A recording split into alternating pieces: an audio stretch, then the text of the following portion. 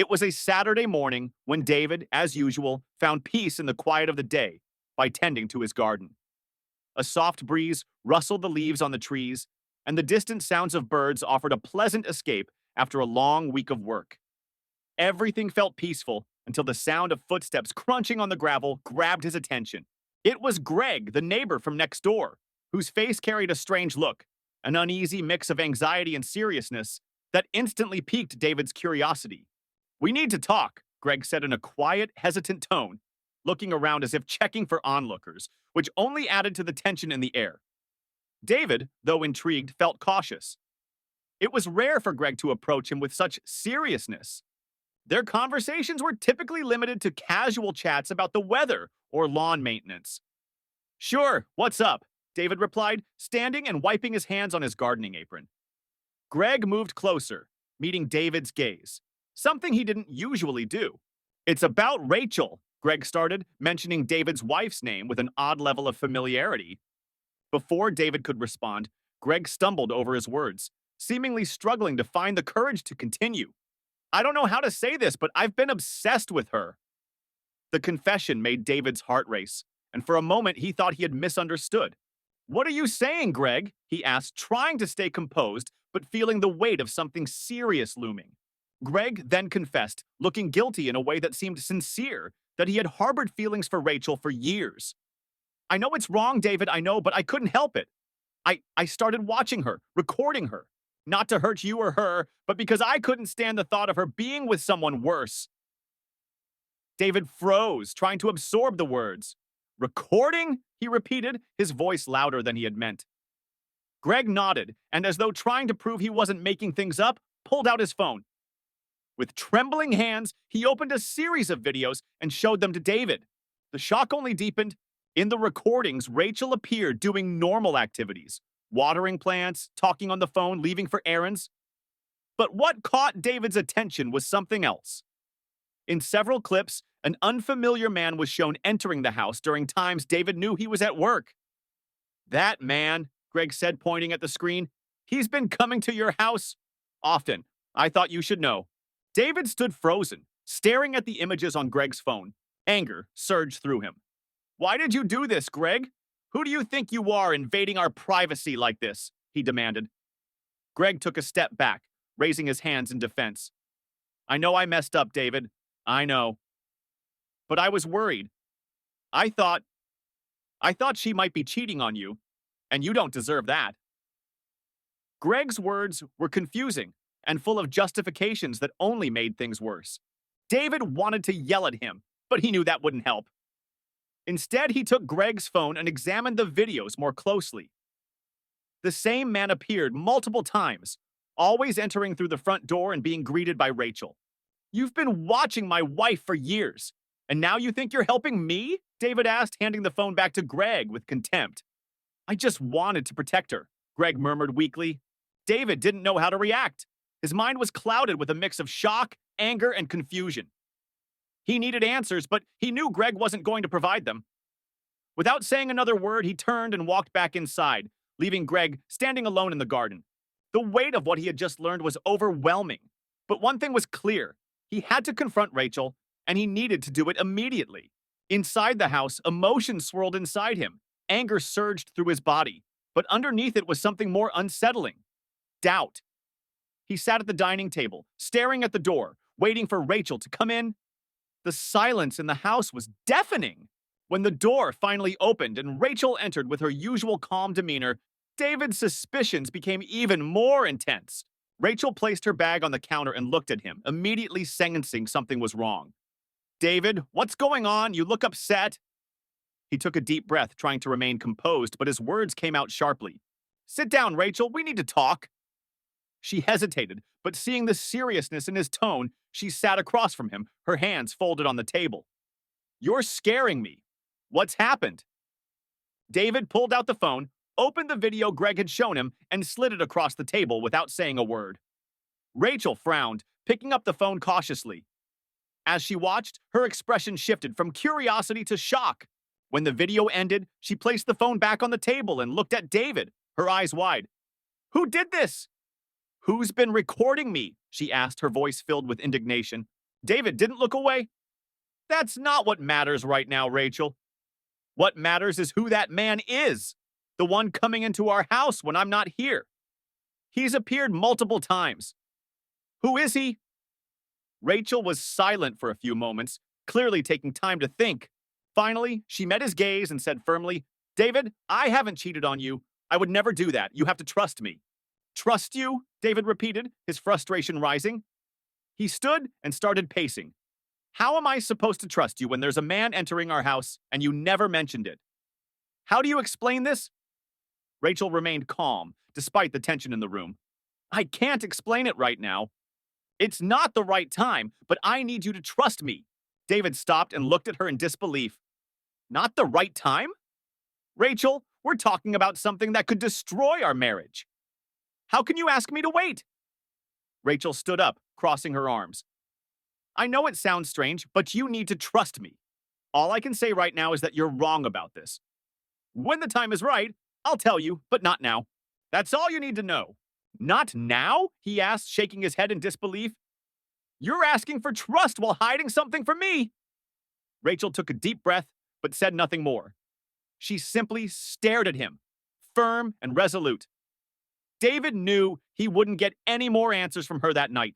Without another word, he grabbed his keys and left, slamming the door behind him. No matter how hard he tried, he couldn't shake the weight of her words. You have to trust me. David spent the night wide awake, his thoughts spinning. You have to trust me. It's not the right time to talk about this. Her words echoed in his mind, and he couldn't decide whether it was a genuine plea or an attempt to cover something up. By morning, his frustration had reached a boiling point. He needed answers. Determined, David left the house earlier than usual, but instead of going to work, he parked his car on a nearby street where he had a clear view of the house. The idea of spying on Rachel felt uncomfortable, even wrong, but he was willing to do whatever it took to uncover the truth. Time passed slowly as he watched the house, the engine of his car off, his eyes fixed on the front door. He saw Rachel open the windows. Rachel was tidying the garden as she usually did, just before noon when an old car pulled up in front of the house. David immediately recognized it from Greg's videos. His heart raced, and a surge of anger and adrenaline rushed through him as he watched the man step out of the vehicle. It was the same man from the recordings, tall, with a stern look and purposeful steps, carrying a simple bag. David leaned forward in his seat, watching as the man rang the doorbell. Rachel opened the door almost immediately. To his surprise, she didn't seem nervous or uneasy. In fact, she appeared relieved to see him. They exchanged a few words that David couldn't make out, and then she moved aside, letting him in. David's stomach tightened. Who was this man, and why was Rachel welcoming him so calmly without offering any explanation? He remained in the car, struggling against the urge to rush into the house and confront them both right away, but something held him back. He knew he needed more information before acting. About an hour later, the man exited the house. He quickly glanced around before getting into his car and driving off. David waited until the car was out of sight, then headed inside. He found Rachel in the kitchen, seemingly distracted. She turned as she heard his footsteps, and for a moment her expression revealed something, perhaps guilt, maybe worry. Who was he? David asked directly, his voice steady. Rachel took a deep breath, as though she had anticipated this question. I told you, you need to trust me, she said. David's frustration boiled over. How can I trust you when a man I've never seen before is entering our house when I'm not here? Who is he? He demanded, stepping closer. Rachel crossed her arms, maintaining her calm. He's my brother. David was taken aback. Your brother? You never told me you had a brother. She looked away, clearly uncomfortable. Because he was in prison for 10 years. David was stunned. The weight of her words hung heavily in the air. In prison? He repeated, trying to absorb what she had just said. Rachel hesitated, then continued. He made mistakes when he was younger. He was arrested for theft, but he's paid for it, David. He just got out recently and is trying to rebuild his life. I'm the only family he has. David rubbed his face, still processing the information. And why didn't you tell me? Why hide this from me? Because I knew how you'd react, Rachel replied, her voice filled with emotion. I knew you'd be suspicious, that you'd question everything. I just wanted to give him a chance to get back on his feet before telling you.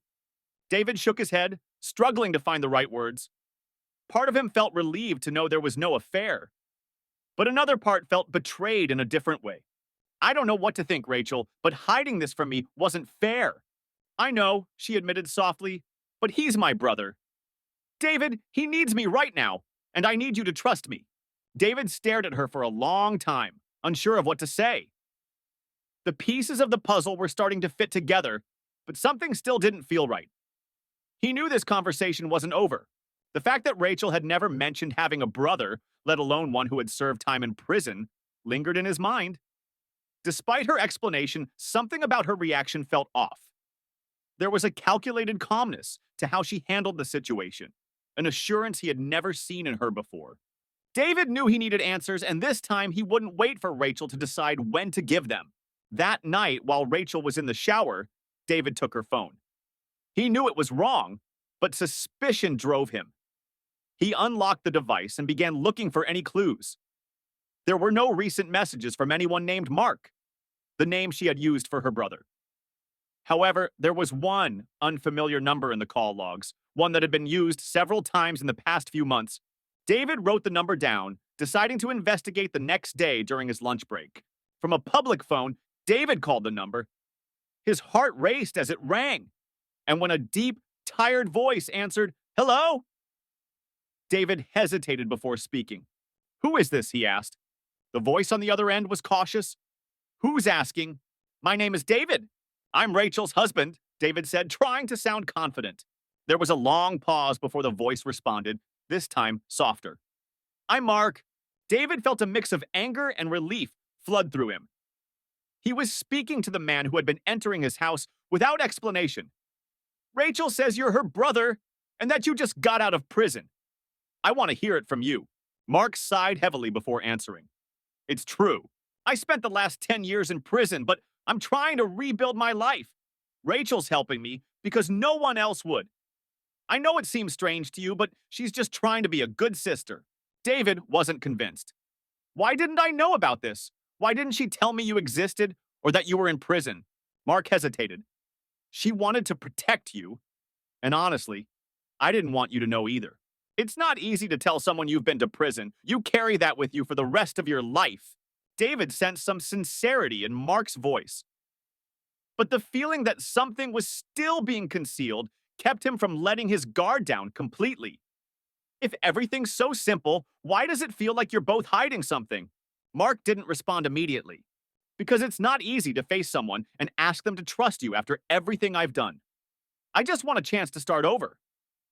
Rachel believes in me. You should believe in her too." David hung up without saying anything further. Mark's words echoed in his mind, but the sense that the full story was still missing lingered. There was something in Mark's voice that made David wonder if he was truly trying to change. Maybe Rachel had hidden the truth because she feared David wouldn't be able to handle it. Yet the weight of so many unanswered questions gnawed at him. That evening, when David returned home, he found Rachel sitting in the living room. She looked at him with a serious expression, as though she already knew what he had done. "You called Mark, didn't you?" she asked directly. David nodded. "I had to. You're asking me to trust you, but you're not giving me any reason to." Rachel sighed, running her hands over her face. "I understand this is hard for you, David, but Mark has already been through so much. I wanted to tell you everything when the time was right. But now, it feels like we're handling this the worst way possible." "Then tell me now," David insisted. "Don't let me find things out on my own. Don't hide anything else." Rachel hesitated, but before she could respond, her phone rang. She looked at the screen, answered it, and immediately stepped away, speaking in a low voice. David's frustration flared again as he watched her move into the hallway, as if trying to avoid him hearing the conversation. The phone call felt like another piece of the puzzle he couldn't quite solve. David sat on the couch trying to control the anger welling up inside him. The living room seemed larger, colder, its silence stretching between them like an insurmountable chasm. A few minutes later, Rachel returned, her face weary and resolute. "It was Mark," she said before David could ask. She sat across from him, crossing her legs and resting her elbows on her knees. "He's dealing with more problems than I imagined. That's why I've been so involved. He has no one else but me. David took a deep breath and leaned forward. Rachel, I understand that you want to help your brother. I really do, but don't you see how much you've excluded me from all of this? You've asked me to trust you, but so far you haven't given me a single reason to. Every new piece of information feels like it's being dragged out of you. She lowered her head briefly, as if contemplating his words, then looked up, resolute. I was trying to protect you, David. And yes, protect Mark too. What he went through wasn't just prison. He got involved with dangerous people, people who haven't forgotten what he did. David's heart raced at her words. Dangerous people? What do you mean by that? Is he in trouble? Rachel nodded slowly. Before he was arrested, Mark was part of something much bigger. He was imprisoned for theft, but the group he worked with was responsible for far worse. During his time in prison, he managed to cut ties with them, but now that he's out, it seems they want something from him. I don't know what exactly, but he's scared. David felt a shiver run down his spine. The thought of his home being used as a hiding place without his knowledge was terrifying. He stood up and began pacing. This is dangerous, Rachel. If these people are as bad as you say, it's not just Mark at risk, it's you, it's us. Rachel stood as well, walking over to him and taking his hands in hers. I know this seems crazy, but I couldn't abandon him. He's my brother. I had to help him. But now that you know everything, we need to decide together what to do. David looked into her eyes and saw the sincerity and concern she carried. Despite everything, he still felt that something wasn't being fully shared, but he knew it wasn't the time to push further. He nodded and squeezed her hands. We'll deal with this together. But Rachel, this has to stop. We can't let your brother's past endanger our lives. He needs to face this once and for all. Rachel agreed, and they stood in silence for a moment, gathering strength for what lay ahead. David knew things wouldn't be easy from here on out, but for the first time, he felt they were beginning to face this as a team. David and Rachel decided that it was time for David to meet Mark properly. After everything that had happened, he needed to understand the man who had been seeking refuge in their home. Mark arrived that afternoon, his demeanor humble but resolute. He knew the situation was complicated and wanted to prove he wasn't a threat to Rachel or David. While Rachel prepared something for them to eat, David pulled Mark into the living room. They sat across from each other, the atmosphere tense but not hostile. I need to be honest with you, Mark, David began. I found out about you because Greg, our neighbor, showed me recordings of Rachel. He's been obsessed with her. Mark's eyes widened. He recorded my sister? His voice was a mix of shock and anger. And why did you let that happen, David? David sighed, still struggling with the guilt he felt. I didn't know until he showed me. That's how this all started. He thought you were someone else involved with Rachel. But now that I know the truth, I want to put an end to this once and for all. Mark crossed his arms, his expression darkening. So he invaded my sister's privacy, recording her without her consent? This guy needs to learn a lesson. David wasn't sure what Mark had in mind. But before he could respond, Mark added, We need to scare him. Not too much. Just enough to make sure he never does something like this again. David thought for a moment. He didn't like violence, but he also knew Greg had crossed a line. Finally, he agreed. All right, but no extremes. This ends here. With the plan in mind, David went to Greg's house that afternoon. When Greg opened the door with his usual smug expression, it quickly faded as David began to speak. That man you recorded entering my house wasn't my wife's lover, Greg. He's her brother.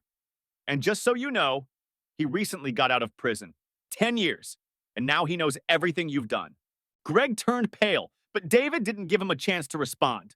He simply flashed a dry smile, turned, and walked away, leaving Greg to process the revelation. A few minutes later, Mark knocked on Greg's door. When Greg opened it, he found Mark standing in the doorway with a menacing look on his face. Before Greg could say anything, Mark punched him hard in the face, knocking him to the ground. Greg looked up, terrified, clutching his face. If you ever record my sister again, Mark said, his voice firm but controlled. It won't just end here. You'll be looking over your shoulder for the rest of your life. Got it? Greg could only nod, too scared to make eye contact with Mark. Mark stepped back, pointing a finger at him. This is your only warning. When Mark returned to Rachel's house, he was calmer. The three of them sat in the living room, and Mark gave them a sad smile. I can't stay here. If I do, I'll just bring more problems to you both. I have a friend in Brazil, someone who can help me start over there. I can live in peace without constantly looking over my shoulder. Rachel tried to protest, but Mark shook his head. I've made up my mind. This time, I'll do things the right way. Thank you for everything you've done for me. The following days were filled with goodbyes and adjustments. David and Rachel knew Mark was heading toward a better life, but they couldn't help but feel his absence. Shortly after Mark left, David made another important decision. This house, these neighbors, it's not working, Rachel. Let's sell everything and move somewhere quiet. No nosy neighbors. No problems. Rachel agreed, and together they began planning a new life. David wanted something secluded where they could finally have the peace they both desperately needed. It was the start of a new chapter, and they were ready to leave everything behind and focus on the future they would build together. Thank you for watching the video. If you enjoyed it, don't forget to subscribe to the channel and turn on notifications so you won't miss any updates. See you next time.